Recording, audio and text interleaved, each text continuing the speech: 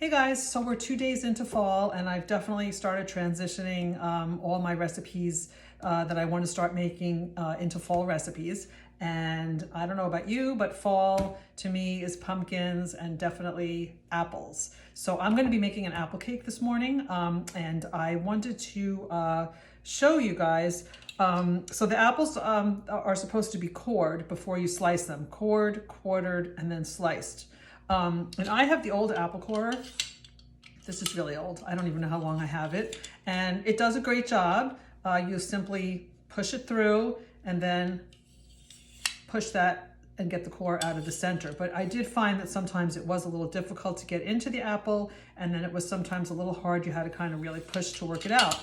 So this corer was released 2 years ago. I literally never took it out of the box because I'm one of those people that if it's not broke, don't fix it. And I don't need to replace stuff that still works. But I had heard about a few features of this, so I thought, let me pull it out and try it. So two things that come to mind is that it's serrated on the bottom. So it's much easier to push through your apple now.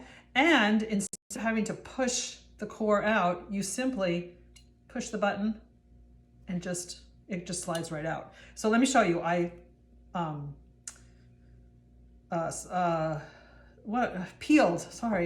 peeled the apple already. So I'm just gonna hold this. It kind of looks almost like a corkscrew, and just push it into the center, like so. You can turn it a little bit if you want. Pull it out, and then you just push the button, and the core falls right out. It's awesome, right? So that's super easy. And then I decided that to slice them thinly into quarters, I'm going to just took my utility knife. Remember, these are the knives that come with the covers. And I'm just going to cut it into fours. And then I took out my simple slicer, which I've demoed before. This is great because it has these little feet, so you can either just kind of hold it like this and do it over a surface, or it's notched. I don't know if you can see those notches, so you can set it over a bowl. And this is one of our new bowls that has the non-stick bottom. So I cut this into fours, so now it's quartered. This simple slicer has a food pusher and it has prongs, so you can sort of grab your food that way. And then just start slicing. It has 3 settings, so you can make them 3 different thicknesses. I'm using the thickest one because that's how I like it for my cake. And then I'm just doing this right over the bowl.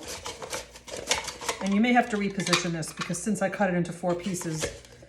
But anyway, no sweat, just reposition it, and basically you get all the food.